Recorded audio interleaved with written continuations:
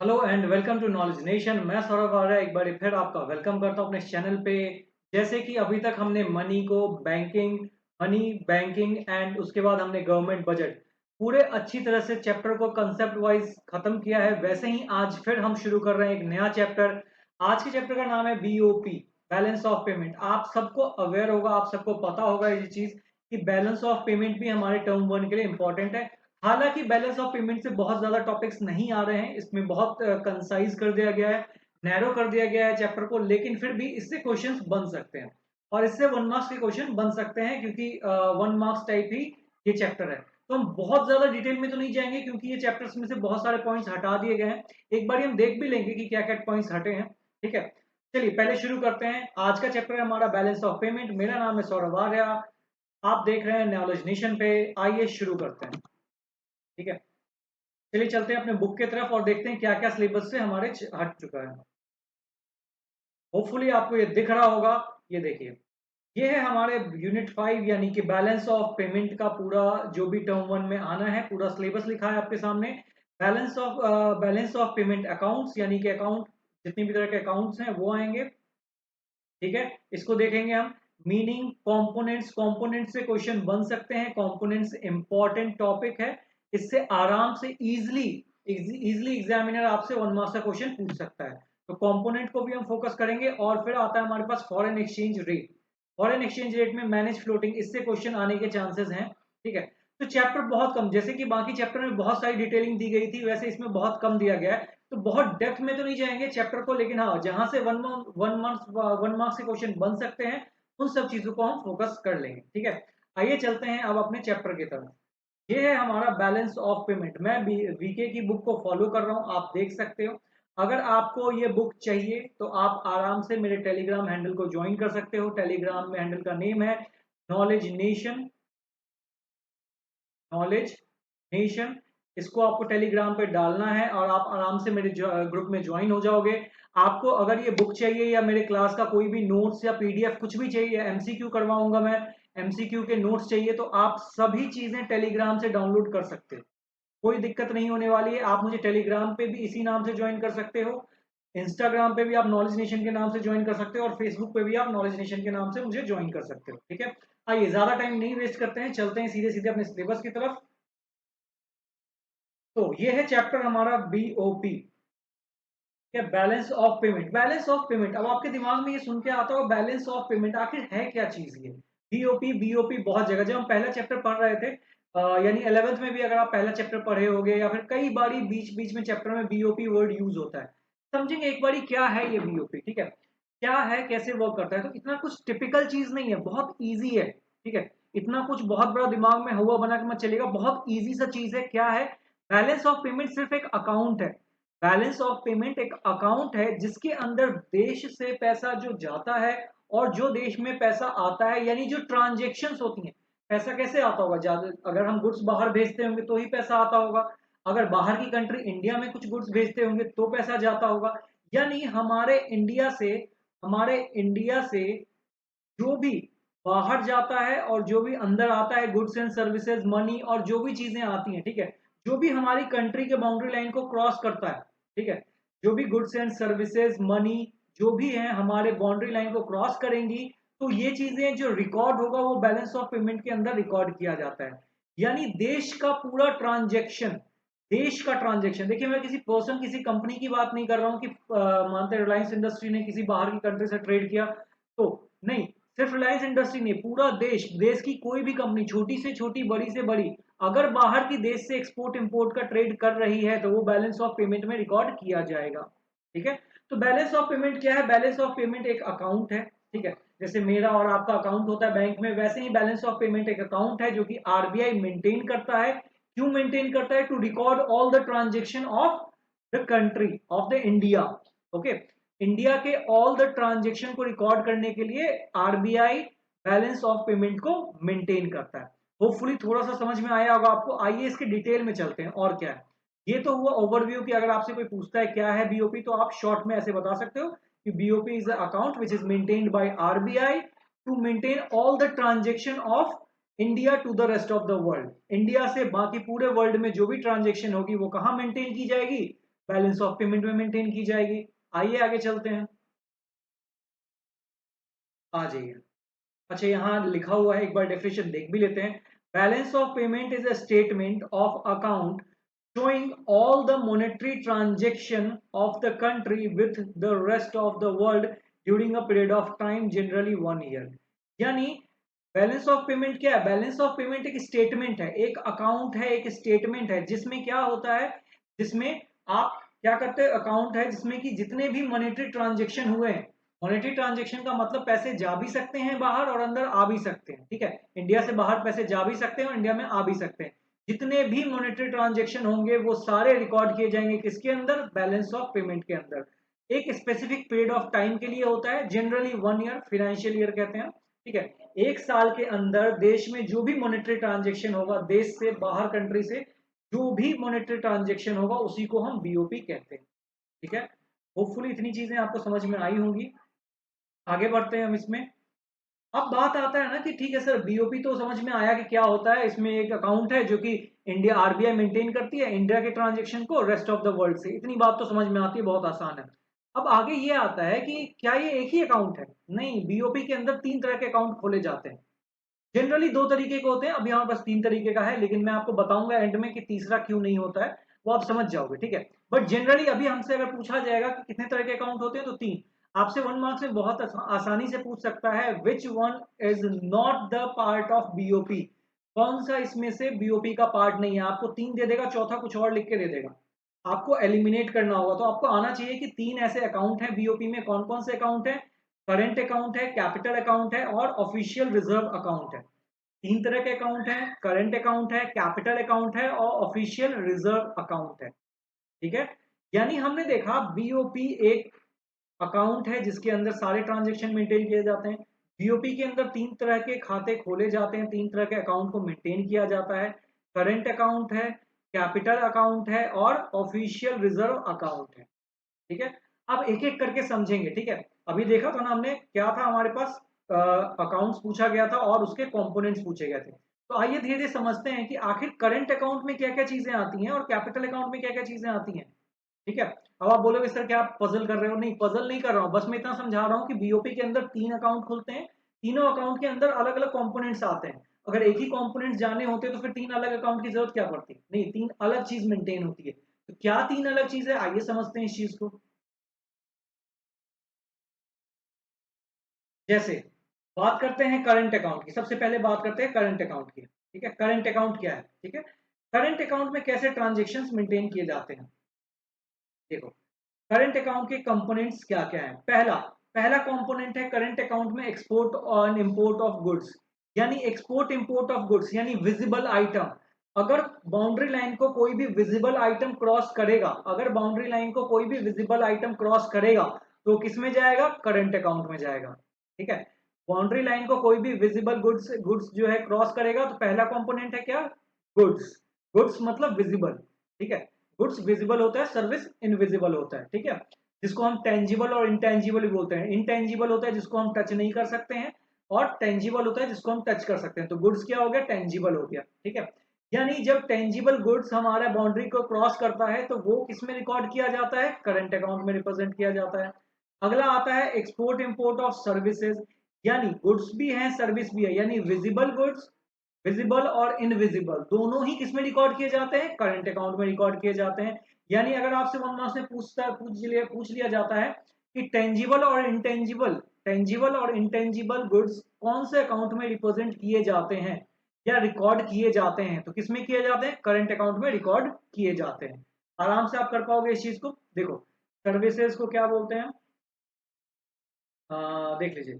Export import of services trade, invisible trade. Invisible trade इसको हम, इसका नेम है अलग अलग, इसको विजिबल ट्रेड बोलते हैं, इसको इनविजिबल ट्रेड बोलते हैं, क्योंकि सर्विस है। अब जैसे मैं यहाँ बैठे बैठे यूएस के स्टूडेंट को पढ़ा रहा हूँ, तो क्या है, क्या मेरा जो मैं जो पढ़ा रहा हूँ वो बाउंड्री लाइन क्रॉस करते हुए दिखेगा क्या?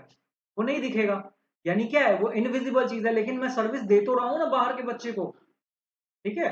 तो ये करंट अकाउंट में आएगा, लेकिन इसको इनविजिबल ट्रेड कहते हैं, ठीक है। ये इनविजिबल ट्रेड है जिसको हम सर्विस भी कहते हैं। ये विजिबल ट्रेड है, इसमें कोई ना कोई सामान जा रहा है एक कंट्री से दूसरी कंट्री। ये बाउंड्री लाइन क्रॉस करते टाइम दिखेगा, ये विजिबल रहेगा। ये विजिबल नहीं रहेगा। क्वेश्चन ऐसे ही पूछ सकता है which one of the goods which one is visible at the time of crossing the boundary. क्या हो जाएगा? गुड्स। गुड्स ऐसा चीज है जो बाउंड्री लाइन को क्रॉस करते हुए दिखेगा। ठीक है, बहुत इजी सा क्वेश्चन है, कुछ भी बन सकता है क्योंकि पहली बार पेपर हो रहा है एमसीक्यू के फॉर्म में, तो ना आपको अंदाजा है कैसे क्वेश्चन आने वाले हैं ना हमें अंदाजा है, लेकिन हाँ एस्टिमेशन थोड़ा बहुत हम आपसे ज्यादा लगा सकते हैं, इसी के लिए मैं बता रहा हूँ ऐसे क्वेश्चन बन सकते हैं। बहुत टिपिकल क्वेश्चन नहीं बनेंगे क्योंकि पहली बार है। ठीक है, आइए अब बात करते हैं एक्सपो। हमने देख लिया क्या क्या है। पहले देखा हमने 3 तरह के अकाउंट होते हैं। ठीक है, पहले देखा हमने बीओपी क्या होता है। बीओपी एक सिंपल अकाउंट है जो कि monetary transaction of the country to the rest of the world को मेंटेन करता है। उसके बाद हमने देखा बीओपी के अंदर 3 अकाउंट आते हैं, current account, capital account, official reserve account. Current account क्या होता है? करंट अकाउंट सिंपली जिसमें कि विजिबल गुड्स और इनविजिबल गुड्स दोनों का ट्रेड होता है, यानी export import of goods and export import of services. अब इसके आगे बढ़ते हैं। इसमें देखिए एक्सपोर्ट इंपोर्ट ऑफ सर्विसेज में फैक्टर सर्विसेज आ जाती हैं। ठीक है, factor services, non factor services. मैं इतना बताता हूँ, फैक्टर इन नॉन फैक्टर से क्वेश्चंस आने की उम्मीद थोड़ी कम है। ठीक है, थोड़ा कम है उम्मीद, मुझे नहीं लगता है कितने डेट में क्वेश्चन आएगा, लेकिन थोड़ा बहुत आइडिया लेते चलते हैं कि अगर क्वेश्चन कुछ ऐसा आ गया, आसपास इजी सा क्वेश्चन आ गया तो हम उसको देख पाए। ठीक है, तो आइए फैक्टर सर्विसेज क्या होते हैं।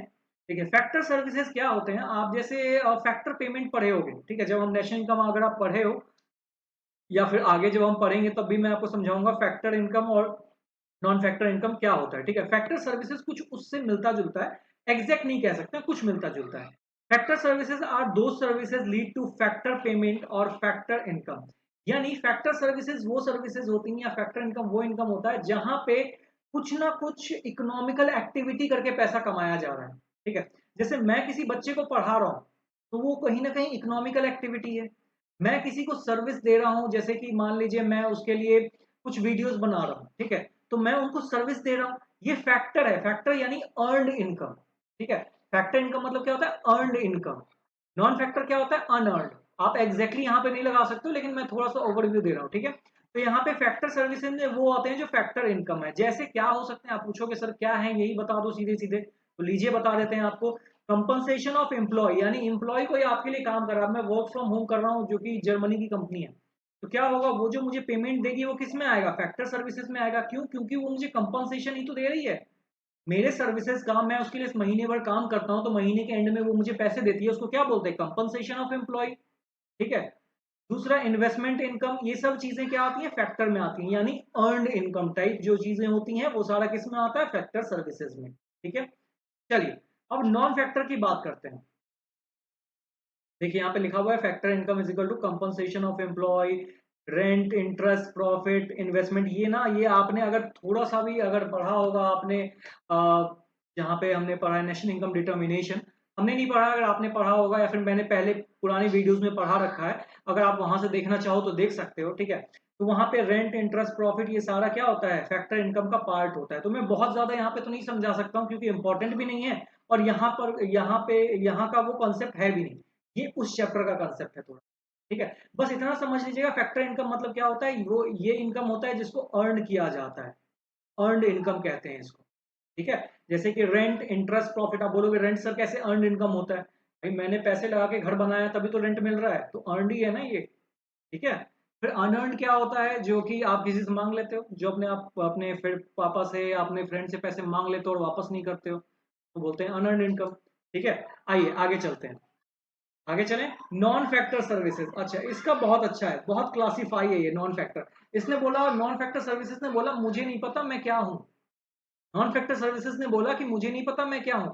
जो भी फैक्टर सर्विसेज के बाद बच जाएगा वो सारा नॉन फैक्टर हो जाएगा, यानी अर्न इनकम के बाद जो भी बच जाएगा, जो भी फैक्टर में क्या था? Compensation of employ, rent, interest, profit, इसके अलावा जो भी होगा वो सारा नॉन फैक्टर सर्विसेज आ जाएगा। जैसे जैसे चलिए एक बार देख ही लेते हैं। Non factor services include all services other than factor services.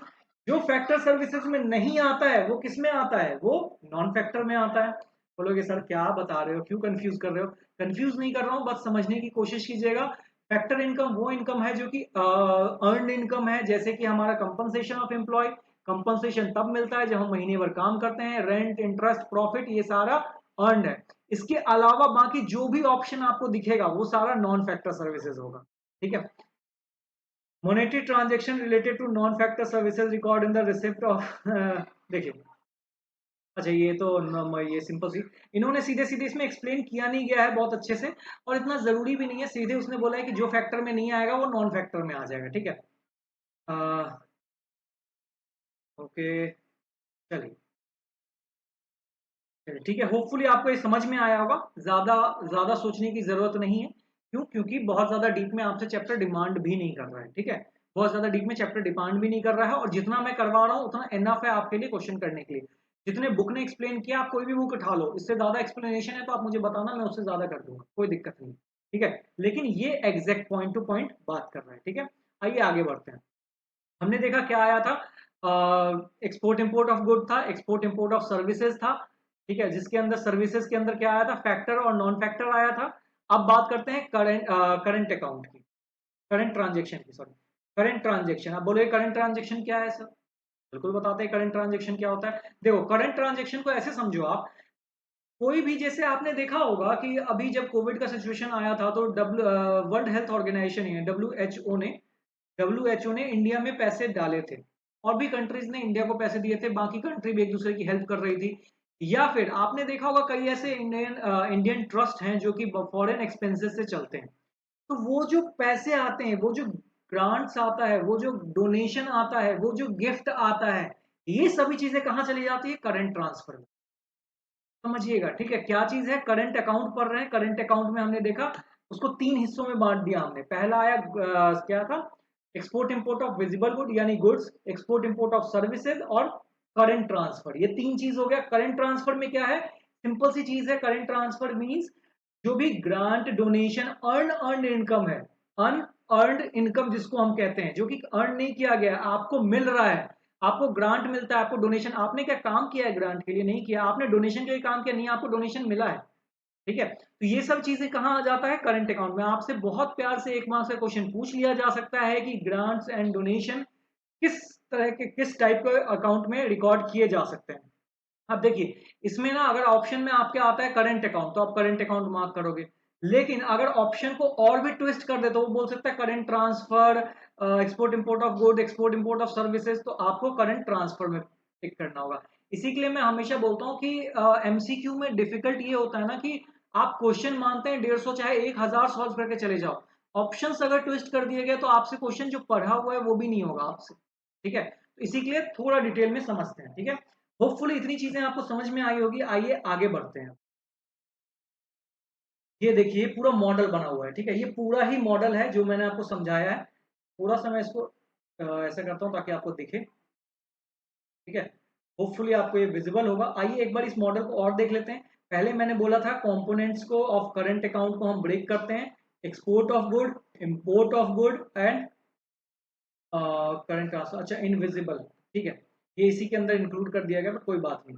हमने क्या किया? हमने तीन जगह ब्रेक कर दिया है, export import of good, export import of goods. अच्छा, यहाँ पे थोड़ा सा अलग वे में समझाया है, जैसे मैंने आपको समझाया, मैं बना देता हूँ, आप वैसे समझ लो। देखो हमने क्या किया है, रुकिए मैं अपने ही पेज में बना देता हूँ।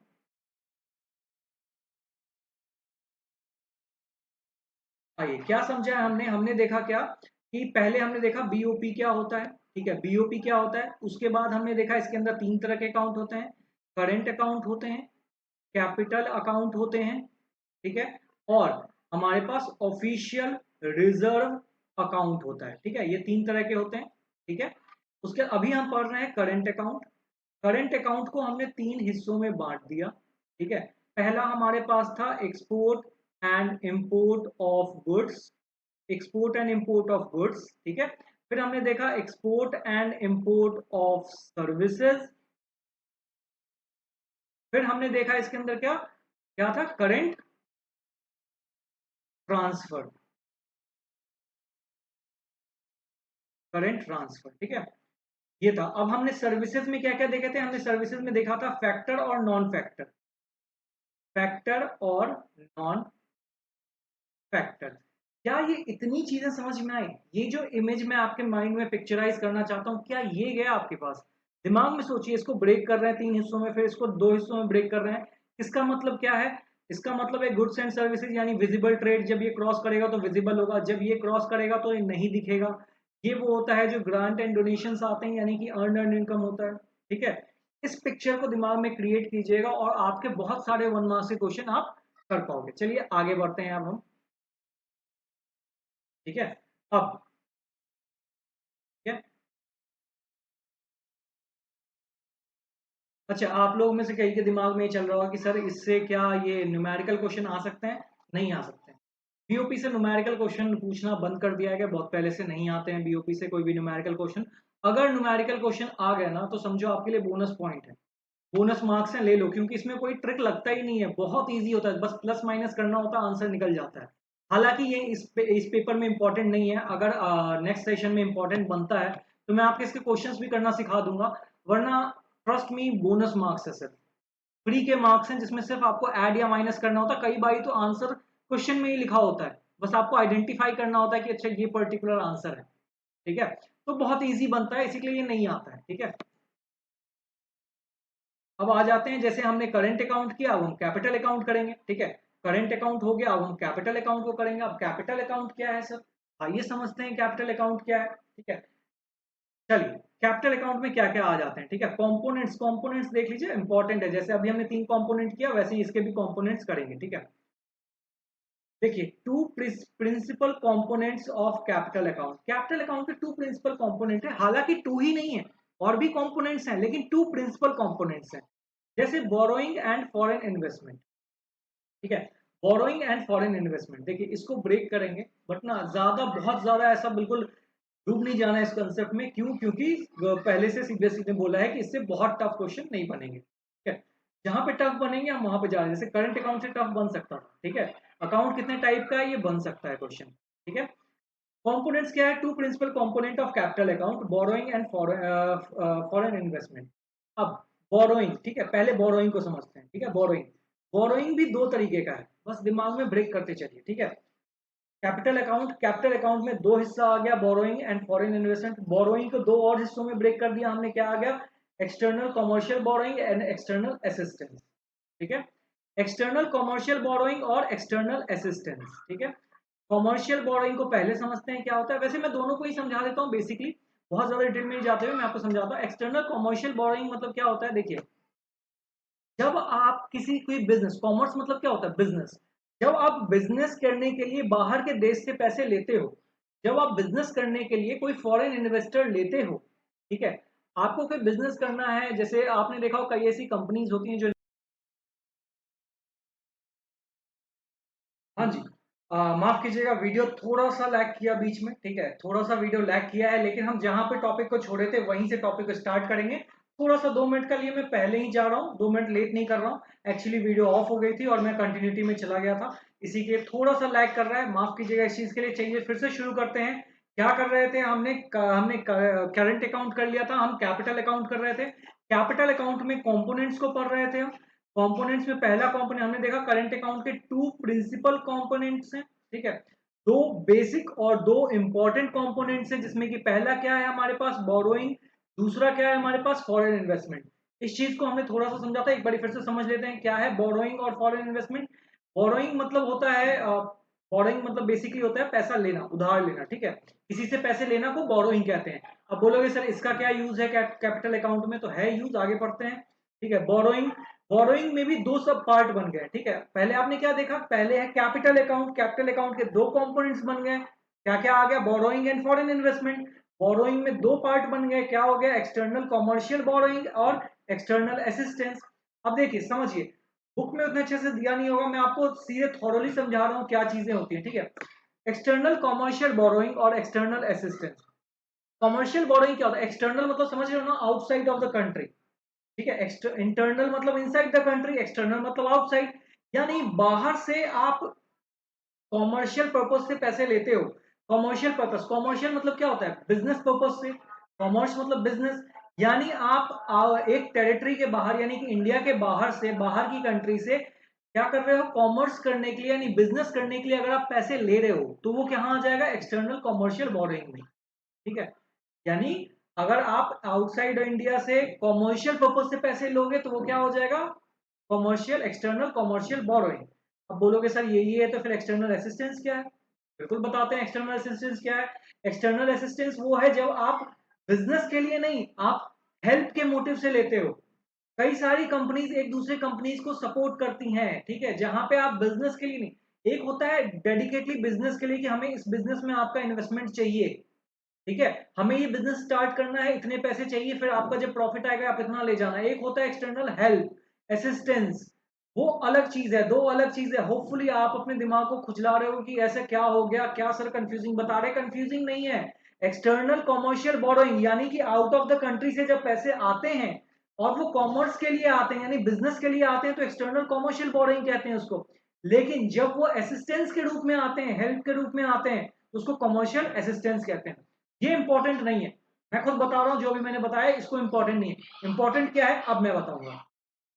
एक्सटर्नल कॉमर्शियल बोरोइंग जब किया जाता है तो इस पे जो रेट ऑफ इंटरेस्ट चार्ज होता है उसको हम बोलते हैं मार्केट रेट ऑफ इंटरेस्ट, ठीक है, इस चीज को नोट कर लीजिए, ठीक है, इसको इंपॉर्टेंट में नोट कीजिए। एक और बताऊंगा, इस पे जो पैसे बोरो किया जाता है उसको बोलते हैं market rate of interest. The rate of interest charge on the external commercial borrowing is market rate of interest, ठीक है।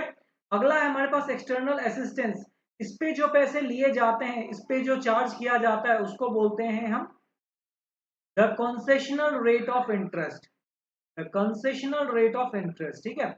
ये दो टर्म मैंने बताया, इंपॉर्टेंट मार्क कर लीजिए, 1 मार्क्स में पूछ सकता है कि एक्सटर्नल कॉमर्शियल, वैसे इतने भी डीप में नहीं पहुंचेगा, अगर ये पूछ लिया तो समझ लीजिए टिपिकल क्वेश्चन बना है, बिल्कुल टफ क्वेश्चन, लेकिन ऐसा क्वेश्चन बनने की चांस नहीं है। लेकिन अगर बनता है तो आपको अपने दिमाग में ध्यान रखना है, छोटे छोटे पॉइंट्स हैं कि एक्सटर्नल कमर्शियल बोरोइंग जो किया जाता है उसमें जो इंटरेस्ट रेट चार्ज किया जाता है उसको हम बोलते हैं the market rate of interest, और जो कंसेशन जो एक्सटर्नल असिस्टेंस के रूप में लिया जाता है उस पर जो इंटरेस्ट चार्ज किया जाता है उसको हम बोलते हैं the concessional rate of interest, ठीक है। इतनी सी पॉइंट है, चलिए आगे बढ़ते हैं। होप आपको समझ में आया होगा। देखिए ये पहले से मार्क है, अभी जस्ट मैंने आप लोगों के लिए रिकॉर्ड किया था, बट लैकिंग की वजह से थोड़ा सा दिक्कत हुआ, बट कोई दिक्कत नहीं है, आपका कंसेप्ट जहां तक जितना था सभी चीजें मिलेगा, ठीक है। अब देखिए हमने क्या किया था, कैपिटल को ब्रेक किया था ना, कैपिटल को दो हिस्सों में ब्रेक किया था। इमेज क्रिएट कीजिए, कैपिटल को दो हिस्सों में ब्रेक किया, एक आ गया हमारे पास क्या, बोरोइंग और एक फॉरेन इन्वेस्टमेंट। बोरोइंग को दो हिस्सों में ब्रेक कर लिया था, एक्सटर्नल एक्सटर्नल कॉमर्शियल बोरोइंग और एक्सटर्नल असिस्टेंस। फिर हमारे पास आ गया था क्या, फॉरेन इन्वेस्टमेंट। फॉरेन इन्वेस्टमेंट को फिर से दो हिस्सों में बांट लेते हैं, क्या क्या आ जाएगा, पोर्टफोलियो इन्वेस्टमेंट और फॉरेन डायरेक्ट इन्वेस्टमेंट। अच्छा अगर आप न्यूज़पेपर थोड़ा भी पढ़ते हो यानी आपको थोड़ा भी शौक है न्यूज़ व्यूज देखने का, तो आपको पता होगा कि बजट के बाद एफडीआई टर्म बहुत ज्यादा न्यूज में थी, यानी एफडीआई पे बहुत बात चल रही थी। अब एफडीआई हो गया या फिर आप डिसइन्वेस्टमेंट, जैसे रेलवे में डिसइन्वेस्टमेंट करना चाह रही थी गवर्नमेंट, और भी बहुत सारे प्लान थे, तो आपने ये सब टर्म को सुना जरूर होगा लेकिन उस समय आपको समझ नहीं आता होगा। अब हम इसको समझेंगे क्या कैसे हो रहा है, ठीक है। देखिए पोर्टफोलियो इन्वेस्टमेंट क्या है, पोर्टफोलियो इन्वेस्टमेंट क्या है, आइए पहले इसको समझते हैं फिर हम समझेंगे एफडीआई को। छोटा छोटा सा टर्म है, ज्यादा कंफ्यूज नहीं होना, बहुत ईजी है, ठीक है, बहुत ईजी है, बस आपको पेशेंसफुली 2 मिनट ध्यान से सुनोगे आपको समझ में आ जाएगा। पोर्टफोलियो इन्वेस्टमेंट क्या होता है, 1 मिनट। पोर्टफोलियो इन्वेस्टमेंट क्या होता है, देखिए पोर्टफोलियो इन्वेस्टमेंट क्या होता है, जैसे आपने कई सारी मूवीज में देखा होगा, जैसे रेस मूवी हो गया, फॉरेन की जो हॉलीवुड की मूवीज होती हैं उसमें देखा होगा बॉन्ड्स की चोरी होती है, बॉन्ड्स की चोरी होती है। तो बॉन्ड्स क्या था, उन्होंने पैसे नहीं चुराए, उन्होंने बॉन्ड्स, जैसे रेस मूवी आपने देखा होगा तो हमारे जो एक्टर थे उन्होंने बॉन्ड्स की चोरी की थी, ठीक है। तो बॉन्ड्स क्या है, हमें पता चलता है कि कोई इंपॉर्टेंट डॉक्यूमेंट है मूवी देख के, लेकिन है क्या असलियत में, यही बॉन्ड्स जो है पोर्टफोलियो इन्वेस्टमेंट में आते हैं। जैसे अभी देखते हैं, मैं आपको समझाता भी हूँ। Basically refer to the foreign institution, okay, foreign institutional investment, FII, कई लोग इसको F2 भी कहते हैं, ठीक है, लेकिन ये FII है, फॉरेन इंस्टीट्यूशनल इन्वेस्टमेंट। 1 मार्क्स का क्वेश्चन बहुत प्यार से आपसे पूछा जा सकता है कि FII का फुल फॉर्म क्या है, तो फॉरेन इंस्टीट्यूशनल इन्वेस्टमेंट, ठीक है। मतलब it is investment by the rest of the world, बाकी देश से पैसे मिलते हैं, इन्वेस्टमेंट होता है इन शेयर्स और बॉन्ड, बाकी देश आपके शेयर्स और बॉन्ड्स में जब इन्वेस्ट करता है तो उसको हम पोर्टफोलियो इन्वेस्टमेंट कहते हैं। जैसे मेरी कंपनी है, मेरे पास पैसे नहीं है, मुझे कंपनी से पैसे पैसे रेज करने हैं, तो या तो मैं शेयर इश्यू कर सकता हूँ, शेयर इश्यू करूंगा पैसे आ जाएंगे, ठीक है, लोग मेरे शेयर खरीदेंगे पैसे मेरे पास आ जाएंगे। दूसरा तरीका बनता है बॉन्ड्स इशू करने का, यानी जब मैं बॉन्ड्स इशू करूंगा, कंपनी के पास पैसे नहीं होते तो कंपनी बॉन्ड्स भी इशू करता है, ठीक है। बॉन्ड्स इशू करता है मतलब क्या हो जाता है, समझिएगा, यानी कि हम मैंने क्या किया, कंपनी के एक पेपर शीट्स में लिख के दिया कि जिस पर्सन के पास ये बॉन्ड होगा उसको इतने टाइम के बाद मैं इतना इन्वेस्टमेंट, इतना पैसा दूंगा। इसको बॉन्ड्स कहते हैं, ठीक है। तो ये क्या है, जो शेयर्स और बॉन्ड्स में किए जाते हैं इसी को हम पोर्टफोलियो इन्वेस्टमेंट कहते हैं। जिसको हम शेयर्स और बॉन्ड्स में करते हैं उसको हम पोर्टफोलियो इन्वेस्टमेंट कहते हैं, ठीक है। अगला आता है FDI, foreign direct investment. Foreign direct investment क्या है, ठीक है। फॉरेन डायरेक्ट इन्वेस्टमेंट क्या है, देखिए फॉरेन डायरेक्ट इन्वेस्टमेंट क्या होता है ना, आप समझना इस चीज को। जैसे आपने देखा होगा कि कई बारी पहले ना 1991 जो रिवॉल्यूशन हुआ था, आपको पता हो, इकोनॉमिकल रिवॉल्यूशन, इकोनॉमी का सबसे बड़ा रिवॉल्यूशन इंडिया का क्या है, इकोनॉमिकल रिवॉल्यूशन 1991, जब एलपीजी इंट्रोड्यूस किया गया था। उससे पहले ना एफडीआई अलाउ नहीं थी इंडिया में, यानी बाहर की कंपनीज हमारे इंडिया में इन्वेस्ट नहीं कर सकती थी, इन्वेस्टमेंट नहीं कर सकती थी। लेकिन 1991 के बाद एफडीआई अलाउ कर दिया गया, ठीक है। हम इंडियन इकोनॉमी में इस चीज को थोड़ा देखेंगे, ठीक है। चलिए अभी फिलहाल क्या है, फॉरेन डायरेक्ट इन्वेस्टमेंट यानी कि related to the ownership of enterprises in the domestic economy to the rest of the world। यानी मेरी कंपनी है, ठीक है, मेरी कंपनी है, मेरी कंपनी में पैसे की जरूरत है। मुझे मान लीजिए 100 करोड़ रुपए की जरूरत है, मेरे पास सिर्फ और सिर्फ 50 करोड़ रुपए हैं, बट मेरी कंपनी को 100 करोड़ की जरूरत है। मैंने इसमें एफडीआई अलाउ कर दिया, ठीक है, एफडीआई के लिए डाला मैंने। तो अब क्या है, बाहर का कोई पर्सन जो है, यूएस का कोई पर्सन था, वो आया मेरे पास, वो बोला मैं 50 करोड़ दूंगा, लेकिन कंपनी में हाफ शेयर मेरे हो जाएंगे, यानी कंपनी आधी आधी बंट जाएगी, मेरी हो जाएगी आधी, आधी आपकी हो जाएगी, ठीक है। तो ये होता है जो ओनरशिप से रिलेटेड। एफडीआई मतलब क्या होता है, इन्वेस्टमेंट किया जाता है, ओनरशिप चेंज कर दी जाती है, ठीक है। ओनरशिप पे बात आ जाती है, तो सीधे सीधे जैसे कि वॉलमार्ट का स्टोर है इंडिया में, वॉलमार्ट ने क्या किया है, अपना एक स्टोर, जैसे अच्छा इसका एक एग्जांपल और अच्छा ले सकते हो आप। जैसे कि वॉलमार्ट ने फ्लिपकार्ट को खरीद लिया, ठीक है, वॉलमार्ट ने फ्लिपकार्ट को खरीद लिया, तो वहां पे क्या हो गया, एफडीआई अलाउ हो गया ना। वहां क्या हुआ, फॉरेन से, वॉलमार्ट एक फॉरेन की कंपनी है जिसने फ्लिपकार्ट को परचेज कर लिया, तो वहां पे फॉरेन डायरेक्ट इन्वेस्टमेंट हो गया। या फिर मान लेते हैं कोई बाहर की कंपनी है, जैसे कि आपने देखा होगा मिनी करके एक स्टोर था, मिनी स्टोर जो चाइना की है, उन्होंने क्या किया, अपने स्टोर्स को यहाँ ओपन किया है, अपने स्टोर्स को यहाँ ओपन किया है, माफ कीजिएगा, अपने स्टोर्स को यहाँ ओपन किया, तो उससे क्या हो गया, वो क्या हो गया, फॉरेन डायरेक्ट इन्वेस्टमेंट, यानी कि उससे फॉरेन इन्वेस्टमेंट हुआ, ठीक है। उससे क्या हो गया, फॉरेन इन्वेस्टमेंट हो गया। तो हमने देख लिया पोर्टफोलियो इन्वेस्टमेंट क्या होता है, जब इन्वेस्टमेंट शेयर्स और बॉन्ड्स के थ्रू किया जाता है, दोनों में ही कंपनी पैसे रेज कर रही है, दोनों में ही कंट्री पैसे रेज कर रही है, बट जब शेयर्स और बॉन्ड्स में किए जाते हैं तो उसको पोर्टफोलियो इन्वेस्टमेंट कहते हैं। जब ओनरशिप ट्रांसफर करके की जाती है तो उसको हम क्या करते हैं, फॉरेन डायरेक्ट इन्वेस्टमेंट। बॉन्ड्स और शेयर्स में क्या हो रहा था, हम पेपर रिलीज कर रहे थे, पैसे ले रहे थे, और जब मैच्योरिटी आता है हम उनको पैसे वापस करते हैं। लेकिन ओनरशिप में क्या होता है, पैसे वापस नहीं करेंगे, ठीक है। जैसे फ्लिपकार्ट का ओनरशिप किसके पास चला गया, वॉलमार्ट के पास चला गया। ऐसा नहीं है कि फ्लिपकार्ट वापस से कमा के उसके सारे पैसे दे देगा तो फ्लिपकार्ट अलग हो जाएगा, वॉलमार्ट अलग हो जाएगा, ऐसा नहीं होने वाला, ठीक है। चलिए होपफुली आपको ये समझ में आया होगा, ठीक है। अब देखिए अदर कंपोनेंट्स, ये इंपॉर्टेंट है। अभी हमने देखा था टू प्रिंसिपल कंपोनेंट्स थे, बोरोइंग और फॉरेन इन्वेस्टमेंट। अगला है अदर कंपोनेंट। अदर में बहुत सारी चीजें आती हैं, इसमें भी डिटेल में नहीं जाना है क्योंकि पेपर्स में इंपॉर्टेंट नहीं है। अभी मैं पूरा पूरा फोकस कर रहा हूं आपके पेपर को, ठीक है। और बीओपी से कम चीजें पूछी जाएंगी लेकिन टू द पॉइंट पूछा जाएगा आपसे, ठीक है। चलिए तो देखते हैं अदर कंपोनेंट्स में क्या आ जाता है। जैसे हमने दो पढ़ लिया है, इसी के लिए थर्ड नंबर पे, आप पूछोगे थर्ड नंबर क्यों, तो इसी के लिए है क्योंकि हम दो पढ़ चुके हैं। कौन कौन सा दो पढ़ चुके हैं हम पहला पढ़ चुके हैं बोरोइंग, दूसरा फॉरेन इन्वेस्टमेंट। आ जाते हैं तीसरे पे, तीसरा है हमारे पास एनआरआई डिपॉजिट। एनआरआई मतलब क्या होता है, नॉन रेसिडेंस ऑफ इंडिया। उनके डिपॉजिट्स जो होते हैं, वो जो जो भी डिपॉजिट्स करते हैं, ठीक है, वो सारा किस में आ जाता है, हमारे कैपिटल अकाउंट में। अच्छा एक चीज आप नोटिस कर पा रहे हो क्या, एक चीज नोटिस कर पा रहे हो, जब हम ट्रेड की बात करते हैं, जब हम ट्रेड की बात करते हैं, ठीक है, ट्रेड की बात करते हैं, जब बिजनेस के लिए जब ग्रांट्स डोनेशन होते हैं, ये सब चीजें आती हैं, तो वो करंट अकाउंट में जाता है। लेकिन लेकिन कैपिटल अकाउंट में आता है जब बिजनेस से रिलेटेड पैसे आ जा रहे हैं, जब इन्वेस्टमेंट हो रहा है, शेयर्स जा रहे हैं, बॉन्ड्स जा रहे हैं, एफडीआई जा रहे हैं। यानी यहाँ पे डायरेक्टली कोई गुड्स या सर्विसेज नहीं दी जा रही है, यहाँ पे सीधे सीधे वो आपकी कंट्री में इन्वेस्ट कर रहा है, जैसे इंडिया अफगानिस्तान में इन्वेस्ट करता था। पता होगा ना, अभी जब अफगानिस्तान में तालिबान का रेज हो रहा है, चीजें हो रही हैं, तो आपने देखा होगा न्यूज में, इंडिया ने बहुत पैसे इन्वेस्ट कर रखे हैं अफगानिस्तान में। तो ये सारे किसमें जा रहे थे, कैपिटल अकाउंट से जा रहे थे, ठीक है।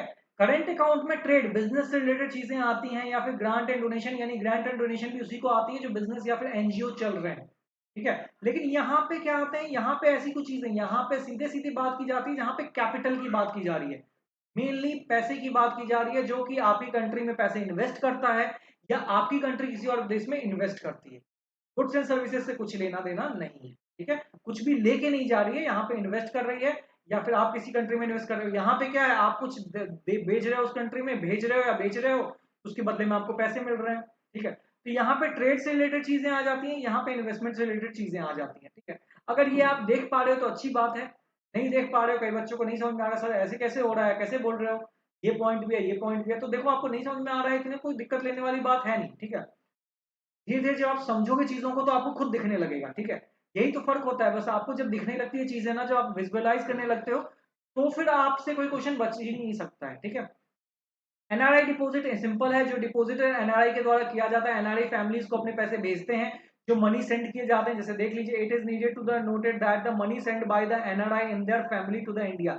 यानी मेरा कोई पर्सन जो है, अच्छा यहाँ पे ये, ठीक है, देख लो, नोट में डाला हुआ है, ठीक है। करंट अकाउंट करंट ट्रांसफर होता है, ठीक है।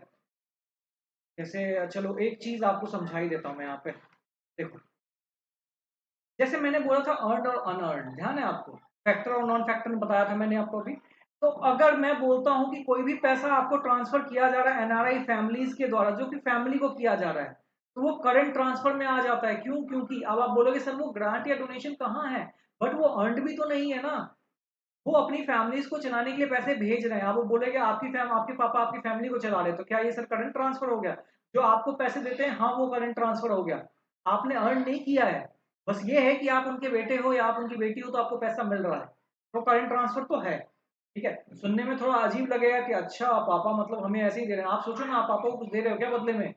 कुछ भी दे रहे होगा, कुछ नहीं दे रहे हो, लेकिन वो फिर भी आपको पैसे दे रहे हैं, तो वो करंट ट्रांसफर में आता है, यानी नॉन फैक्टर यानी अर्न अर्न इनकम है। आप कमा के नहीं ला रहे हो, पापा के लिए कुछ कर नहीं रहे हो, जो आपको पापा पैसे दे रहे हैं, लेकिन दे रहे हैं, ठीक है। तो यहाँ पे फिर आप बोलोगे फिर सर ये क्या है, कैसे कंफ्यूज हो रहे हैं इसमें? देखो, in the context of Indian economy, NRI deposit is a significant constituent of the capital account. However, it is noted to the caution of essential. Only such NRI deposit is considered. देखो कैसे मैं समझा, तो ऐसे देखो, आप मान लो एक मैं हूं, ठीक है, मैं इजी वे ढूंढने की कोशिश कर रहा हूँ, ठीक है। बुक पढ़ के आप भी कंफ्यूज हो जाओगे, ठीक है, बहुत अच्छे से कंफ्यूज हो सकते हैं, बच्चे हो जाते हैं।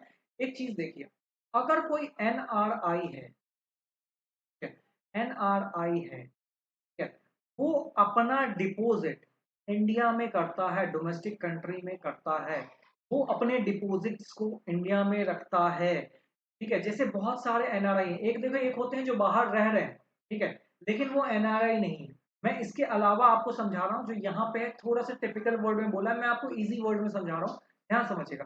जो एनआरआई है, यानी कि वो इंडिया का रेसिडेंस नहीं है, अगर वो पैसे भेजता है तो वो कैपिटल अकाउंट कैपिटल अकाउंट में आता है, ठीक है। अगर कोई एनआरआई पैसे इंडिया में भेजता है जो कि इंडिया का रेसिडेंस है नहीं, ठीक है, जैसे मेरे अंकल मान लो यूएस में रहते हैं, जो कि इंडिया के रेसिडेंस अब नहीं है, वो प्रॉपरली एनआरआई हैं, तो अगर वो पैसा भेजेंगे तो कैपिटल अकाउंट में आएगा। लेकिन वो पर्सन जो इंडिया से बाहर रह रहे हैं, जैसे कई लोग दुबई में रह रहे हैं लेकिन आज भी वो रेसिडेंस इंडिया के हैं, आपने अगर नेशनल इनकम पढ़ा होगा तो आपको बहुत अच्छे से पता होगा, मैं इसीलिए ये टॉपिक को नहीं छेड़ रहा था, क्योंकि ये चीज कहीं ना कहीं थोड़ा बहुत नेशनल इनकम से लिंक्ड है, ठीक है। अगर आप इंडिया से बाहर रह रहे हो लेकिन आप एनआरआई नहीं हो सकता है ना, पॉसिबल है।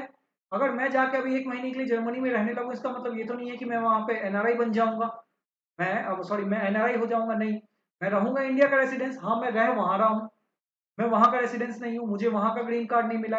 तो ऐसे पर्सन जब यहाँ भेजते हैं तो उसको बोलते हैं करंट ट्रांसफर। जब एनआरआई पैसे भेजेगा तो वो कैपिटल अकाउंट में जाएगा। जब एनआरआई पैसे मतलब एनआरआई नहीं है लेकिन वो बाहर रह रहा है, आउटसाइड ऑफ कंट्री रह रहा है, और तब वो पैसे भेज रहा है, तो वो क्या हो जाएगा? Capital account, current account, current transfer हो जाएगा। क्या ये बात आपको समझ में आ रही है? बहुत इजी था, सिंपल सी चीज है, एक एनआरआई पैसे भेजेगा तो कैपिटल अकाउंट में आएगा। अगर इंडिया के बाहर रहने वाले इंडियंस ही पैसे भेजेंगे तो वो किस में आ जाएगा? वो आ जाएगा हमारा करंट ट्रांसफर में। बस इतनी सी बात थी, बुक में बहुत ज्यादा यहाँ पे टिपिकल वर्ड डाल दिया गया है, आप कृपया करके इसको यहाँ से ना पढ़ने की कोशिश करें, वरना आप कंफ्यूज हो गए। वैसे आप पढ़ सकते हो, ऐसा कुछ नहीं है कि नहीं पढ़ सकते हो।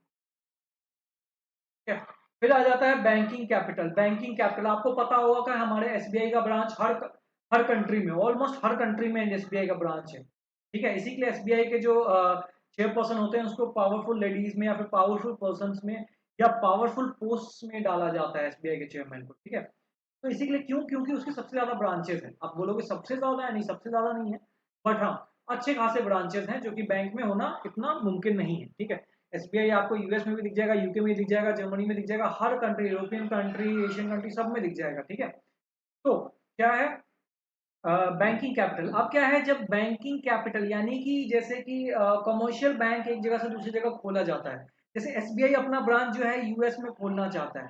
ठीक है, इंडिया का बैंक है ये, स्टेट बैंक ऑफ इंडिया, पता होगा आपको, ये यूएस में खोलना चाहता है। तो यहाँ पे जो इन्वेस्टमेंट करेगा अपनी बैंकिंग सर्विसेज को चलाने के लिए, वो क्या करेगा, यहाँ से पैसे भेजेगा, एक बिल्डिंग ओन करेगा, उस बिल्डिंग में एसबीआई चलाएगा। तो ये जो इन्वेस्टमेंट किया गया यहाँ पे इस कंट्री में, उसको बोलते हैं बैंकिंग कैपिटल। और ये किस में आता है, अगेन कैपिटल अकाउंट में आता है, क्योंकि हम सारे ही कैपिटल अकाउंट के पढ़ रहे हैं। ठीक है, शॉर्ट टर्म ट्रेड क्रेडिट। अच्छा ये चीज देख लीजिए, क्या होता है ना short term trade credit. Trade credit मतलब क्या होता है कि उधारी पे बिजनेस के लिए पैसा लेना, ट्रेड करने के लिए क्रेडिट लेना, ट्रेड करने के लिए क्रेडिट लेना।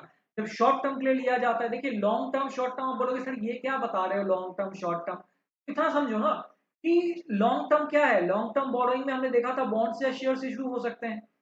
ठीक है, जब आप एक स्पेसिफिक पीरियड ऑफ टाइम के लिए लेते हो, यानी साल भर से ज्यादा के लिए हो जाता है, तो उसको हम बोलते हैं बेसिकली लॉन्ग टर्म के लिए। जब शेयर्स और बॉन्ड्स इशू हो रहे थे, शॉर्ट टर्म के लिए क्या होता है, विद इन अ ईयर जब आप पैसे लेते हो और विद इन अ ईयर आप वापस कर देते हो, तो हम बोलते हैं शॉर्ट टर्म ट्रेड क्रेडिट। बस इतनी सी चीज आपको समझना है, कुछ टिपिकल दिमाग में नहीं समझाना है आपको। ठीक है, कुछ भी ऐसा नहीं डालो जो आपको पजल आउट करे। ठीक है, आइए इस पूरे इमेज को समझते हैं एक बार। स्ट्रक्चर ऑफ कैपिटल अकाउंट, जैसे हमने करंट अकाउंट का देखा था वैसे ही कैपिटल अकाउंट का देखते हैं। पहला है बोरोइंग, दूसरा है फॉरेन इन्वेस्टमेंट, तीसरा है अदर्स। ठीक है, इसमें क्या आता है, external commercial borrowing, external commercial borrowing, दूसरा क्या आता है, एक्सटर्नल असिस्टेंस। होपफुली आपको याद हो रहा होगा, कैपिटल अकाउंट दो हिस्सों में ब्रेक हुआ, एक्चुअली तीन हिस्सों में ब्रेक हुआ, borrowing, foreign investment and others. Borrowing में क्या आ गया, external borrowing, external commercial borrowing, external assistance. इसमें आ गया क्या है, foreign institutional investment F I I, ये दूसरा है एफडीआई। इसी को हम पोर्टफोलियो इन्वेस्टमेंट भी कहते थे, ऊपर लिखा था, यहाँ पे नहीं लिखा है, क्या लिखा होना तो चाहिए, हाँ लिखा तो है, इसको पोर्टफोलियो इन्वेस्टमेंट बिल्कुल। यहाँ पे क्या है, इसी को हम पोर्टफोलियो इन्वेस्टमेंट भी कहते हैं। फिर अदर्स में आ जाते हैं एनआरआई डिपॉजिट, बैंकिंग कैपिटल और शॉर्ट टर्म क्रेडिट। क्या ये पूरा इमेज आपके दिमाग में बस गया, चल रही है पूरी इमेज। ठीक है, चलिए अब आते हैं ऑफिशियल रिजर्व पे, तो समझते हैं क्या है। आपको तो इंटरेस्टिंग लगेगा, जैसे कि मैं आपको स्टार्टिंग में बोला था ना, बेसिकली दो ही अकाउंट होता है। अब आपको समझ में आएगा मैं ऐसा क्यों कह रहा था। हाँ जी, ऑफिशियल रिजर्व अकाउंट। ठीक है, official reserve account, official reserve account सीधे सीधे आरबीआई मेंटेन करता है। Official reserve account RBI maintain करता है। अब आपके दिमाग में आएगा सर आरबीआई क्यों मेंटेन करता है ऑफिशियल रिजर्व अकाउंट, क्योंकि कस्टोडियन ऑफ फॉरेन एक्सचेंज हमने पढ़ा है बैंकिंग में, बैंकिंग पढ़ा ना, कस्टोडियन ऑफ फॉरेन एक्सचेंज किसके पास होता है, कौन रख सकता है custody of foreign exchange, foreign currency को कौन रख सकता है, सिर्फ और सिर्फ आरबीआई। आप ऐसा सवाल दिमाग में मत लाना कि सर मेरे पास भी तो $10 का करेंसी है, $10 से कोई फर्क नहीं पड़ता है, ज्यादा करेंसी रखोगे तो पुलिस पकड़ लेगी आपको। आप एक लिमिट तक ही फॉरेन करेंसी रख सकते हो अपने पास। ठीक है, क्या है, RBI custodian of foreign currency है, इसी के लिए ऑफिशियल रिजर्व अकाउंट को आरबीआई मेंटेन करता है। अच्छा मैं एक चीज बताऊं आपको, एक्चुअल में फॉरेन रिजर्व अकाउंट करके कोई अकाउंट होता ही नहीं है। ठीक है, असल में ये कोई सेपरेट अकाउंट नहीं है। बोलोगे सर क्या बोल रहे हो, लिखा हुआ तो है बुक में अभी अभी। चलिए फिर इसको प्रूव करते हैं, आ जाइए। ठीक है, फॉरेन रिजर्व देखिए, आ जाइए। Comes an important observation we need to carefully note. एक इंपॉर्टेंट चीज जो हमें नोट करना चाहिए, sometime official reserve account is shown as a part of capital account in BOP. ये कैपिटल अकाउंट में ही शो किया जाता है, अलग से कोई अकाउंट नहीं बनाया जाता। आप समझ में आया मैं क्या बोला था, ऑफिशियल रिजर्व अकाउंट अपने आप में कोई अलग से अकाउंट नहीं है, ये कैपिटल अकाउंट के अंदर ही मेंटेन किया जाता है, ये कैपिटल अकाउंट का पार्ट है। आपसे बड़े प्यार से एक क्वेश्चन पूछा जा सकता है, official reserve account is maintain is the part of which account, तो कैपिटल अकाउंट का पार्ट है। ठीक है, जिसको कौन मेंटेन करता है? आरबीआई मेंटेन करता है। क्यों? क्योंकि RBI is the custodian of foreign exchange reserve for the country. All the foreign transaction in the country are routed through the RBI. कोई भी जो ट्रांजेक्शन होगा, कोई भी ट्रांजेक्शन होगा वो आरबीआई के थ्रू ही होता है। आज आप एक्सपोर्ट करो, इंपोर्ट करो, आप बोलोगे सर मैं एक्सपोर्ट इंपोर्ट करता हूँ, इसमें आरबीआई का क्या वास्ता है? नहीं, आपके पैसे जितने बाहर कंट्री से जा रहे हैं, जितने भी पैसे आ रहे हैं, ये सारे के सारे आरबीआई के निगरानी में जाते और आते हैं। आपको क्या लगता है, आप यहां से रुपीज में पेमेंट करते हो, उसको तो डॉलर में मिलता है, कौन चेंज करके दे रहा है? वो वहां से डॉलर में पेमेंट करता है, आपको यहाँ करेंसी इंडियन करेंसी में मिलता है, कौन चेंज करके दे रहा है?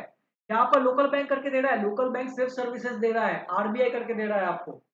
ठीक है, इसी के लिए ऑफिशियल रिजर्व अकाउंट कहाँ मेंटेन किया जाता है, ये ध्यान रखिएगा, कैपिटल अकाउंट में। प्लीज ये ध्यान रखिएगा, आपको लिखना है कहीं पे, 1 मार्क्स में नोट करके लिख लो, ये पॉइंट बन सकता है। ठीक है, बहुत लॉजिकल चीज है, बहुत ज्यादा लॉजिकल है, बन सकता है। पेपर अगर थोड़ा भी मॉडरेट बना, इजी रहेगा तो फिर तो कोई दिक्कत नहीं है, जैसे कि मैं एक्सपेक्ट कर रहा हूँ इजी पेपर ही होगा। अगर थोड़ा बहुत मॉडरेट हुआ तो ये ऐसे क्वेश्चन आपको दिखने को मिल सकते हैं। ठीक है, चलिए हमने तीनों समझ लिया।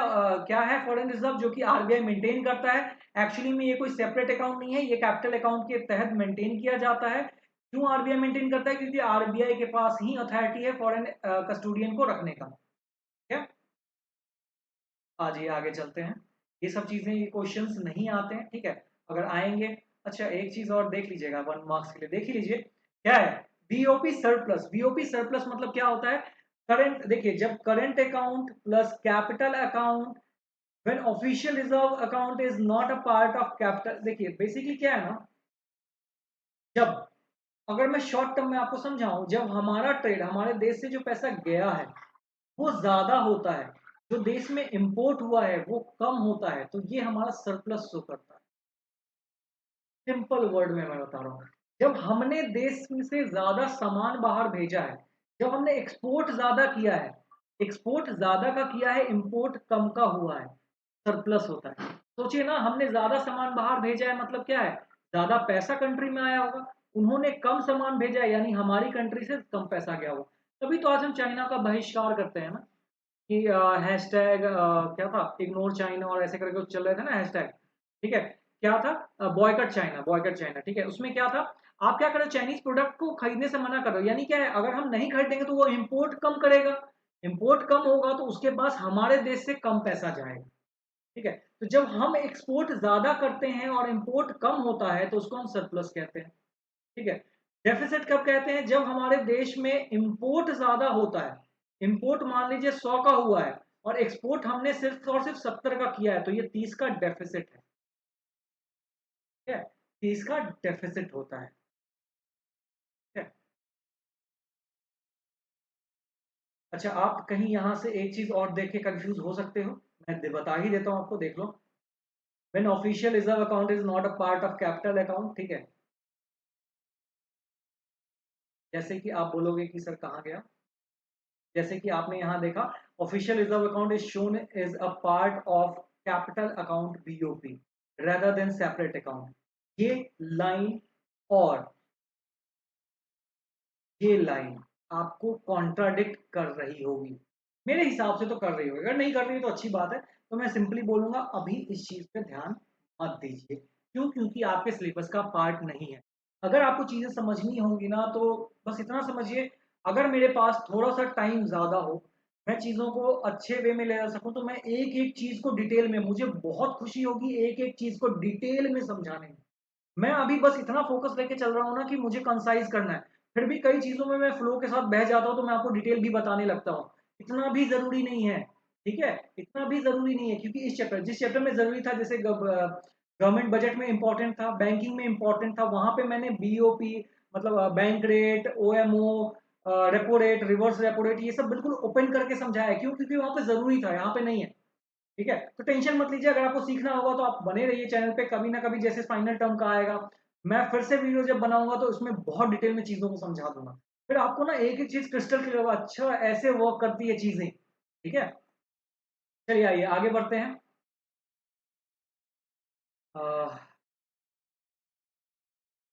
डेफिसिट, ओके, देखिए, ऑटोनोमस और एकोमोडेटिंग आइटम, ठीक है, आपको दिख रहा होगा होपफुली ऑटोनोमस और एकोमोडेटिंग आइटम। अब ठीक है, क्या है ऑटोनोमस आइटम और एकोमोडेटिंग आइटम। ठीक है, अब ये है इंपॉर्टेंट, इसमें से पूछ लिया जा सकता है क्वेश्चन। आइए इसको समझते हैं पहले। ठीक है, autonomous item refer to such BOP transaction which are undertaken for consideration of profit। ठीक है, बीओपी वो ट्रांजेक्शन है, ऑटोनोमस ट्रांजेक्शन वो ट्रांजेक्शन है जो प्रॉफिट मोटिव के लिए किया जाता है। ठीक है, बीओपी वो ट्रांजेक्शन है जो प्रॉफिट मोटिव के लिए किया जाता है। ठीक है, यहाँ पे एकोमोडेटिंग आइटम वो है जो कि प्रॉफिट मोटिव के लिए फ्री फ्रॉम प्रॉफिट है। आप बोलोगे सर ऐसा क्या होता है जो फ्री फ्रॉम प्रॉफिट है? इसको आरबीआई मेंटेन करता है, आरबीआई वेलफेयर के लिए काम करता है, आरबीआई एक्सपोर्ट को पुश करता है कि बेटा एक्सपोर्ट करो एक्सपोर्ट करो, तो ये फ्री फ्रॉम प्रॉफिट है, जबकि ऑटोनोमस में प्रॉफिट होता है। ठीक है, autonomous item are the cause of BOP imbalance. Okay, autonomous क्या है? बीओपी इम्बैलेंस के लिए है, यानी कि बीओपी को इम्बैलेंस कर देता है। अच्छा मुझे 1 मिनट दीजिएगा। ठीक है, 1 मिनट का ब्रेक ब्रेक ले रहा हूँ बस। ठीक है, आप भी 1 मिनट देख लो, बस कुछ सेकंड का ब्रेक है, 2 मिनट दीजिए, मैं फिर आपको यहाँ पे एक्सप्लेन करता हूँ, फिर कंटिन्यू करूँगा। ठीक है, बस 2-3 सेकंड।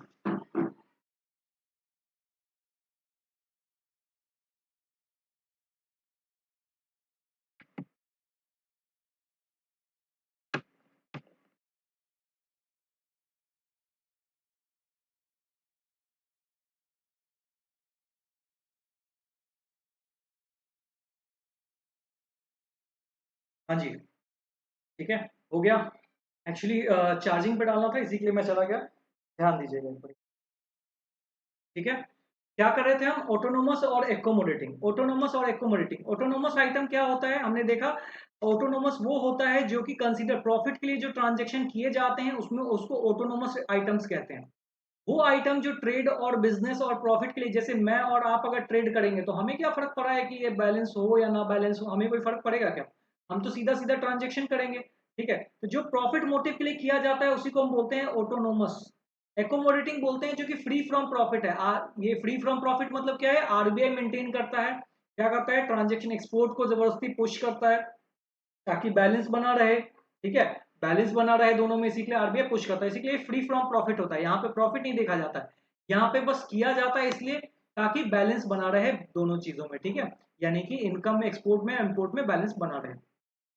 अब autonomous item are the cause of BOP imbalance, इसकी वजह से बीओपी इम्बैलेंस होता है, यानी कि एक्सपोर्ट इंपोर्ट ऊपर नीचे जाता है। लेकिन एकोमोडेटिंग क्या होता है? ये तो काम ही है इसका मेंटेन करना इसको, तो ये क्या करता है? वापस से इसको मेंटेन रीस्टोर करने की कोशिश करता है। अगर ये नीचे चला गया तो इसको ऊपर लाता है, अगर ये ऊपर चला गया तो इसको नीचे लाता है, तो इसको बैलेंस करके रखता है। देखो बैलेंस करना, आप बोलोगे सर बैलेंस करना क्यों जरूरी है? बैलेंस करना जरूरी है, तभी तो बुक क्लोज होगा, तभी तो आरबीआई पूरा रिपोर्ट बना पाएगा ना। आप उस लेवल पर अभी सोच नहीं पाते, सोचोगे धीरे धीरे ना तो समझ में आएगा। ठीक है, चलो। ऑटोनोमस आइटम में involve the movement of goods and services across the boundary. ठीक है, बाउंड्री से गुड्स एंड सर्विसेज जा रहे हैं आ रहे हैं तो क्या हो रहा है? ये ऑटोनोमस कौन सी बात है? ऑटोनोमस में क्या क्या आता है? गुड्स एंड सर्विसेज बाहर अंदर जा रहे हैं, ये सब क्या है? ऑटोनोमस है। Accommodating item do not involve movement of goods across the border, इसमें कोई मूवमेंट होता ही नहीं है। आप समझो एक चीज को, मैं हल्का सा हिंट्स दे ही देता हूँ। क्या है ना कि मुझे भी अच्छा लगता है आपको चीजों को डिटेल में बताने में, बस पेपर अलाउ नहीं कर रहा है, टाइम अलाउ नहीं कर रहा है, इसीलिए मैं बता नहीं रहा हूँ। सिंपल सा बस ये समझ लीजिए, एक्कोमोडेटिंग क्या है ना, इसमें आपने बोला कि इसमें goods and services export import होते हैं, ये बात तो अग्री करने वाला है। इसमें तो आप बोल रहे हो कि कोई इन्वॉल्वमेंट ही नहीं है गुड्स एंड सर्विसेज का, कोई बाउंड्री को क्रॉस कर ही नहीं रहा है, तो फिर क्या चीज है? एक्चुअली है कुछ भी नहीं। आरबीआई क्या करता है ना, जब अकाउंट मेंटेन कर रहा होता है, ठीक है, आप ऐसे देखो, जब आरबीआई अकाउंट मेंटेन कर रहा होता है, जब ये शॉर्ट कर जाता है ना, जब ये शॉर्ट कर जाता है, उसके पास फॉरेन करेंसी है। वो क्या करता है, जब वो देखता है कि अगर मान लेते हैं इंपोर्ट शॉर्ट कर रहा है या एक्सपोर्ट शॉर्ट कर रहा है, कुछ भी शॉर्ट कर रहा है, तो वो उसके पास फॉरेन करेंसी है। ठीक है, उसके पास फॉरेन करेंसी रखा हुआ है। वो क्या करता है, फटाफट अगर बाहर से क्या करना है, उसका मानते हैं कि इंपोर्ट शॉर्ट कर रहा है, तो क्या करेगा, बाहर से कुछ भी ऑर्डर करना शुरू कर देगा इंडिया के लिए। ठीक है, इंडिया में ऑर्डर करना लगेगा, या फिर इन्वेस्टमेंट बुला लेगा, या फिर अगर उससे भी शॉर्ट नहीं रहा, एक्सपोर्ट अगर शॉर्ट कर रहा है, अगर मानते हैं एक्सपोर्ट शॉर्ट कर रहा है, एक्सपोर्ट शॉर्ट कर रहा है, तो आरबीआई क्या करेगा, उसके पास तो फॉरेन करेंसी है ना, वो दूसरे कंट्री में इन्वेस्ट करना शुरू कर देगा। समझ रहे हो पूरा क्रोनोलॉजी कैसा चल रहा है? ये पूरा क्रोनोलॉजी है। अभी इसमें बहुत डिटेल चीजें हैं, लेकिन अभी आप समझ नहीं पाओगे चीजों को, और उतना ज्यादा टाइम है नहीं कि मैं आपको चीजें समझा पाऊँ। तो बस इतना ध्यान रखो कि क्या करता है, इसमें मूवमेंट नहीं होती है, इसमें सिर्फ आरबीआई बैठा हुआ है, या तो और उसके पास क्या है, डॉलर्स रखे हुए भी हैं, तो वो या तो क्या करता है, बाहर पैसे देने लगता है, या फिर अपने कंट्री में डॉलर दे दे के दिखाने लगता है कि नहीं हमारी कंट्री में पैसे आए हैं, हमारी कंट्री में पैसे आए हैं। दोनों चीज में से कुछ भी कर सकता है। अगर शॉर्ट करेगा तो ज्यादा बाहर इन्वेस्टमेंट करने लगेगा, अगर शॉर्ट नहीं करेगा तो इंडिया में करने लगेगा। होपफुली दो तीन कुछ बच्चों के ऊपर से निकल गई होगी ये बात, लेकिन इतना कोई इंपॉर्टेंट है नहीं अभी आपके लिए, तो निकलने दीजिए ऊपर से। जो चीजें इंपॉर्टेंट है वो चीज ऊपर से नहीं निकलने देंगे हम, ठीक है। तो आपको ध्यान क्या देना है, आपको ध्यान क्या देना है कि एकोमोडेटिंग क्या होता है। ऑटोनोमस प्रॉफिट के लिए किया जाता है, एकोमोडेटिंग प्रॉफिट के लिए नहीं किया जाता है। ये इम्बैलेंस कर देता है, ये बैलेंस करता है। इसमें export import of goods and services होता है, इसमें एक्सपोर्ट इंपोर्ट, इसमें बॉर्डर पे कुछ क्रॉस नहीं होता है, नो क्रॉसिंग होती है, ठीक है। बॉर्डर से कुछ भी मूवमेंट नहीं होता है। अच्छा, ऑटोनोमस को बोलते हैं अबव द लाइन, और एकोमोडेटिंग को बोलते हैं बिलो द लाइन। यानी above the line below the line क्या है समझ लीजिए इसको, ठीक है। ऑटोनोमस क्या करता है ना, हमेशा ऊपर जाने की कोशिश करता है, ठीक है, हमेशा ऊपर चीजों को पुश करने। आप सिर्फ और सिर्फ अपने प्रॉफिट के लिए काम करोगे, ठीक है, अपने प्रॉफिट के लिए। लेकिन आरबीआई क्या करता है, बिलो द लाइन है, इस लाइन को खींचने की कोशिश करता है, यहाँ बैक एंड पे बैठ के इसको मैनेज कर रहा होता है, इसी को बिलो द लाइन बोलते हैं। आप फ्रंट में दिखते हो, अबव द लाइन। अगर हम बिजनेसमैन हैं, हम ट्रेडर्स हैं, तो हम लाइन में एक्सपोर्ट इंपोर्ट में आगे दिखेंगे, आरबीआई नहीं दिखेगा, क्योंकि आरबीआई थोड़ा कुछ एक्सपोर्ट इंपोर्ट करता है। लेकिन वो बिलो द लाइन रह के इन चीजों को मैनेज करता है, इसी के लिए ऑटोनोमस को बोलते हैं अबव द लाइन, और एकोमोडेटिंग को बोलते हैं बिलो द लाइन। आपको होपफुली ये समझ में आया होगा। क्या है ना, जब फ्रंट पे, जैसे आपने देखा हो कई बार सिंगर गाना गाते हैं, ठीक है, मैं एग्जांपल ले रहा हूँ, सिंगर गाना गाते हैं, ठीक है, तो आपको फ्रंट वीडियो में कौन दिखता है, सिंगर दिखते हैं ना, अरिजीत सिंह दिखते हैं, और जो भी आपके सोनू निगम, ये सब सिंगर दिखते हैं। तो वो क्या है, अबव द लाइन है, जिनको पॉपुलैरिटी मिल रही है, वो अबव द लाइन है, वो फ्रंट में है जो आपको दिख रहे हैं। बट बिलो द लाइन क्या है, जो पीछे से उनको मैनेज करते हैं, जो पीछे 10-20 सिंगर होते हैं जो उनको वॉइस ओवर दे रहे होते हैं, म्यूजिशियन होते हैं जो म्यूजिक दे रहे होते हैं, उनको बिलो द लाइन। तो आरबीआई क्या करता है, लाइन के पीछे रह के उनको कंट्रोल कर रहा होता है, उनको बैलेंस कर रहा होता है, इसी के लिए उसको बिलो द लाइन बोलते हैं, उनको अबव द लाइन बोलते हैं। इसके ऊपर और भी थेसिस है, लेकिन प्लीज इतना आपके लिए काफी है, ठीक है। चलिए, क्या ये सारी बात आपको समझ में आई, क्या ये सारी बात आपको समझ में आई, इतना ही काफी है आपके लिए, ठीक है। अच्छा, यहाँ पे ना करंट अकाउंट कैपिटल अकाउंट का डिफरेंशिएशन दिया हुआ है, ठीक है। करंट अकाउंट कैपिटल अकाउंट ये मैं आपके ऊपर छोड़ रहा हूँ, क्यों, क्योंकि मैंने आपको करंट अकाउंट भी समझा दिया है, कैपिटल अकाउंट भी समझा दिया है, पूरा इमेज समझाने की कोशिश किया है, तो आपको ये समझ में आ गया होगा। अच्छा, अब हमारे पास ना एक क्वेश्चन और बन जाता है, ठीक है, एक क्वेश्चन और बन जाता है, मैनेज फ्लोटिंग। आइए मैनेज फ्लोटिंग को भी समझ, ठीक है, मैनेज फ्लोटिंग क्या है, ठीक है।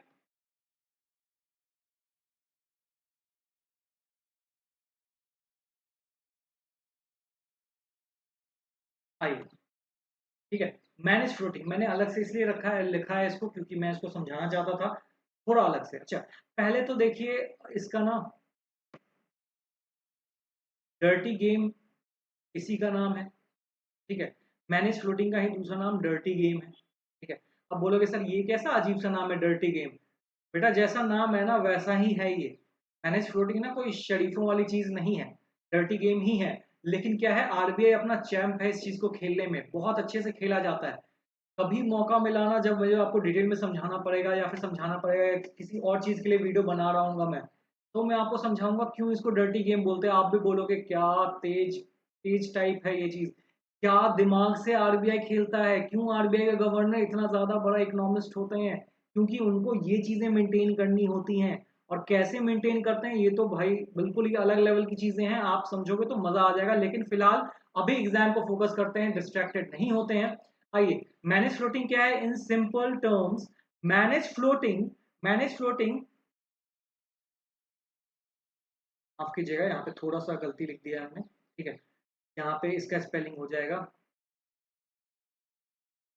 फ्लोटिंग, ठीक है, ठीक है। In the simple term manage floating, यहाँ से ही लिखा हुआ है, आप देख सकते हो। यहाँ पे टाइपिंग मिस्टेक हो गई थी थोड़ी सी, इसको मैं हटा दे रहा हूँ। Manage floating, exchange rate is a system where the currency, पहले ना मैनेज फ्लोटिंग से पहले एक्सचेंज रेट समझिए आप। चाहे कई लोगों को पता होगा एक्सचेंज रेट क्या होता है। एक्सचेंज रेट मतलब क्या होता है, एक्सचेंज रेट मतलब the rate the rate the rate at which the rate at which domestic currency exchange with foreign currency, ठीक है, domestic currency change with foreign currency, इसी को हम exchange, the rate at which domestic currency exchange with the foreign currency is known as foreign exchange rate. कोई भी आपसे पूछे foreign exchange rate क्या होता है, तो द रेट, ये वो दर है, ये वो परसेंटेज है जिस परसेंटेज पे हमारी डोमेस्टिक करेंसी यानी कि रुपीज फॉरेन करेंसी यानी कि डॉलर से चेंज हो जाएगी, उसी को हम एक्सचेंज रेट बोलते हैं। The rate at which Indian currency is exchange with dollar is known as foreign exchange rate. मैं डॉलर सिर्फ एग्जांपल के लिए ले रहा हूं, आपके लिए परफेक्ट डेफिनेशन ये बनता है, the rate at which foreign currency domestic currency exchange with the foreign currency is known as foreign exchange rate, ठीक है। यहाँ पे एक टर्म था, इसी के लिए मैंने आपको समझा दिया, ठीक है। तो मैनेज फ्लोटिंग क्या होता है ना, जैसे देखो आज ना अगर मैं ये रेट की बात करूं, ये रेट जैसे आप देखते हो कि $1 जो है मान लेते हैं 70 का हो गया, फिर 78 का हो जाता है, कभी कभी ऊपर नीचे जाता है। तो फिर क्या चीज है ये, देखो ये डेली बेस पे रेगुलेट किया जाता है। Manage floating is exchange rate is a system where currencies fluctuate daily, but the regulatory authority यानी कि आरबीआई इंक्लूडिंग द गवर्नमेंट के साथ में, एंड अच्छा लिखा हुआ है, and the RBI may step to control the stability and the value of currency. देखिए करेंसी की वैल्यू रोज अप एंड डाउन होती है, रोज अप एंड डाउन होता है। आपको लगता होगा सर कैसी बात कर रहे हो, तो आप रोज गूगल चेक किया करो, डॉलर का रेट कुछ ना कुछ पैसे से या फिर कुछ ना कुछ पॉइंट से डिफरेंस रहता है, ठीक है। और ज्यादा नहीं होता है, क्यों? क्योंकि आरबीआई गवर्नमेंट उसको कंट्रोल करता है। तो आपसे पूछा जाएगा मैनेज फ्लोटिंग है क्या चीज। मैनेज फ्लोटिंग एक सिस्टम, एक तरीका है, एक प्रोसेस है जिसके अंदर आरबीआई एंड गवर्नर जो डेली बेस पे करेंसी फ्लक्चुएट करता है उसको कंट्रोल करने का काम करता है, ठीक है। Manage floating is a process by which RBI and government try to control the exchange rate of currency.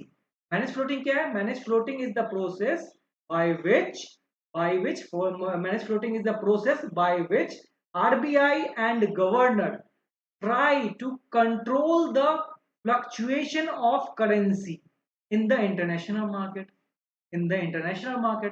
ठीक है, अपनी कंट्री में अपने रुपीस का तो फ्लक्चुएशन नहीं कंट्रोल करेंगे ना, इंटरनेशनल मार्केट में कंट्रोल करेंगे।